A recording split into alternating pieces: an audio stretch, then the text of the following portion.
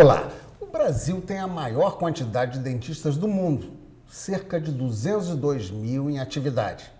Infelizmente, não chega a ser uma boa notícia, pois pouco mais de 30 milhões de brasileiros jamais foram examinados por um dentista.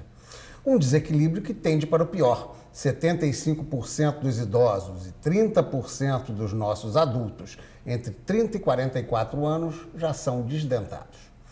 E só uns 22% dos adultos conseguem ter uma gengiva saudável. Em 2004, o Ministério da Saúde lançou o programa Brasil Sorridente para tentar mudar esse quadro. Nossos especialistas de hoje vão nos ajudar a fazer o diagnóstico da boca do brasileiro. Na verdade, uma autocrítica da história da profissão, que foi a atividade do nosso herói Joaquim José da Silva Xavier, o Tiradentes. Elson Fontes Cormac, doutor em odontologia social, professor do Departamento de Odontologia Social e Preventiva e vice-diretor da Faculdade de Odontologia da Universidade Federal do Rio de Janeiro, a UFRJ. Outair Bastazini, presidente do Conselho Regional de Odontologia do Rio de Janeiro, especialista em ortopedia funcional do maxilar e ortodontia. Mônica Guimarães Macau Lopes, dentista sanitarista, mestrando em saúde coletiva do Instituto de Medicina Social da Universidade do Estado do Rio de Janeiro, a UERJ, na área de política, planejamento e administração em saúde.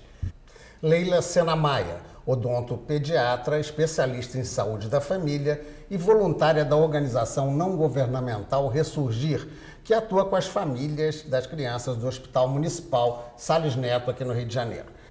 Doutor Elson, o Tiradentes aqui que eu citei, que espero que seja motivo de orgulho para vocês, né, ter sido um dentista da época, mas na época porque tinha que ser cabeleireiro ou arrancar dente, né? Hoje em dia nós já temos uma odontologia que trata de questões estéticas e talvez por isso até exista um pouco dessa questão meio preconceituosa que a gente falou de autocrítica no início, de que é tão pouco atendida a nossa população, né? Qual é o quadro hoje que a gente tem de atendimento e de evolução do tratamento dentário no país? Na verdade, se nós olharmos a odontologia do ponto de vista histórico, quer dizer, de Tiradentes até os dias de hoje, nós vamos perceber que houve uma mudança muito radical naquele quadro, odontologia, que naquela época era uma odontologia que não havia ainda se institucionalizado, quer dizer, ela não era uma profissão ainda condizente, não é, com os seus ditos científicos, era uma odontologia praticada por aquelas pessoas que sabiam, de alguma forma, exercer a profissão e que passavam esse conhecimento através de pai para filho ou através dos aprendizes. Quer dizer, uma odontologia ainda... Mas basicamente extrativa, né? Muito extrativa, né? E basicamente tentando colocar alguns dentes, haviam já dentes de marfins, nós temos vários resquícios, até em museus, a odontologia já é praticada desde épocas pré-históricas, né? Quer dizer, já há múmias egípcias onde você localiza trabalhos de amarrar os dentes com fios de ouro, de colocar dentes de marfins e substituição. Existiam próteses, mas existiam próteses desde a época dos egípcios. Então, de alguma forma, essa pré-história da odontologia ela vai se transformando e exatamente no início do século XIX, já no final do século XIX, início do século XX, quando a odontologia começa então a se institucionalizar de uma forma mais, vamos botar assim, científica. Surgem então os primeiros cursos de odontologia, ali para o final de 1800. Aqui no Brasil surge também o curso de odontologia e, ao mesmo tempo, a profissão começa então a tomar um rumo mais científico, ou seja, a prática profissional deixa de ser uma prática feita exclusivamente por pessoas de forma empírica, passa a ter um conhecimento científico baseado na percepção, principalmente no início, dos casos clínicos, ou seja, daquilo que aparecia, dos casos que são avaliados segundo as patologias existentes, segundo aquilo que era terapeuticamente falando mais eficiente. Então, sempre baseado na evidência, né? Sempre baseado num problema que era analisado, que era estudado e essa terapêutica era replicada. A partir daí surgem então os primeiros artigos, livros, né, cientificamente calcados em evidências que comprovam de fato a possibilidade de você ter uma terapia de cura, vamos botar assim, das principais problemas de cárie dental. Eu acabei lhe fazendo uma pergunta muito ampla. Muito ampla. Vamos organizar aqui, pedir o auxílio dos outros, os especialistas lá, tipo Silvio Santos, né? Bastazini, doutor Bastazini. Esse aspecto que eu citei aqui, né, mas ele encaminhou muito para essa ideia, nesse processo evolutivo, sempre foi uma coisa mais para o particular, menos para o público? A odontologia hoje ela é considerada uma ciência das que mais evolui na área de saúde. E ela iniciou-se empiricamente.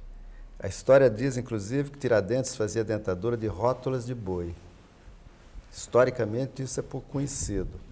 E eram dentaduras que eram levadas para ser experimentadas e adaptadas. Então, veja o empirismo que era. E hoje, não. Hoje nós temos estudos profundos em que, através da cavidade bucal, nós definimos, assim, de uma maneira muito inicial, doenças sérias que podem ser tratadas e a saúde restabelecida através da cavidade bucal. Veja a importância. Na minha área da especialidade, nós utilizamos, por exemplo, 2 objetivos, a estética e a função. Porque se nós não tivermos uma arcada bem articulada, nós não vamos triturar os alimentos de uma maneira adequada. A digestão começa com as enzimas na boca.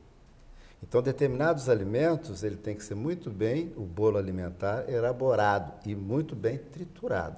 E se os dentes não funcionam, nós não vamos ter problema, não vamos ter soluções de saúde, vamos ter doença. Ao invés de termos soluções, nós vamos ter problemas. Nós vamos até mais tarde evoluir isso. Eu me lembro sempre do Mário Trigo, né, da seleção de 58, que pegava jogador com distensão muscular a partir de focos dentários. O caso de um jogador, o Didi, famoso folha seca, que descobriram que ele tinha um problema de um foco dentário e que ocasionava e dificultava a cura de uma lesão muscular. Deixa eu pegar essa dica para perguntar para a Mônica, reiterando um pouco isso. A gente está demorando, mas chega lá. O Didi e outros jogadores de futebol sempre de uma origem mais popular. E a minha questão é essa, o dentista sempre foi mais particular, houve pouco atendimento na área pública? A constatação atual é essa, mas sempre foi assim? Sempre foi, né? Uns anos atrás colocaram como se o atendimento em consultório seria 2% da população. Então, nós percebemos, e hoje nós temos isso comprovado através do levantamento, e que é uma realidade. As pessoas estão realmente, não só fora do consultório particular, como também estavam fora do atendimento público, né? Há uma exclusão, né? Uma exclusão devido a próprias desigualdades sociais, desigualdades regionais. E no levantamento ficou claro, regiões como Norte e Nordeste, os dados foram assim absurdos. É uma realidade, está bastante claro nesse sentido, né? Então, hoje nós estamos, através desse novo programa, essa nova política de saúde bucal, tentando incluir, né, o brasileiro para que tenha uma boa saúde, tenha dentes, né? Num país onde tem um grande número, um contingente enorme de dentistas, a nossa realidade é tão difícil, tão precária, né? Bem, nesse nível aí do levantamento, Leila, o atendimento do SUS, né, praticamente é mínimo, né? Por que não existe dentistas atendendo nas instituições públicas como, pelo menos, parece ser da necessidade da população? Até 2001, esse atendimento no SUS era da ordem de 1%. Em 2003, isso já passou para 16%. A tendência com o Brasil Sorridente é que, e nós esperamos que isso, ardentemente que isso aconteça, é que esse percentual possa ser aumentado. Mas a que atribuir essa questão? É elitização? O que foi? Eu acho que a maioria dos dentistas não tem ainda o interesse, nem são formados para a prática do SUS. A academia está se voltando a se preocupar com isso muito recentemente. Então, eu acho que daqui para frente, com a inserção das equipes de saúde bucal no Programa de Saúde da Família e agora, mais recentemente, com essa nova política de governo, que é o Brasil Sorridente, eu acredito que isso vai ganhar pulso. Bem, falou em academia, eu vou cair direto aqui no Elson, né? A tendência dos alunos que procuram é uma instituição pública, então eles estão sendo, no caso, né, da UFRJ, a provocação é direta, estão sendo formados com o dinheiro da população. Quase sempre com o interesse do consultório particular, a universidade, que normalmente é crítica, não consegue dar um pouco de reversão para isso? Essa é uma grande contradição do modelo, né? A odontologia ela nunca foi uma prioridade de saúde pública, né? E pela primeira vez nós tivemos um presidente que se colocou, né, à frente nos órgãos de mídia, saiu na imprensa, devem ter visto fotos deles nos grandes órgãos de imprensa, com o macromodelo na mão, uma escova na outra, dizendo que a odontologia agora é prioridade no Brasil. De fato, a odontologia nunca foi. E a gente acompanha a história recente, os percentuais de verbas, nós estávamos conversando antes aqui de começar, os percentuais de verbas disponíveis para os programas de saúde bucal do Ministério da Saúde eram irrisórios, era uma piada, né?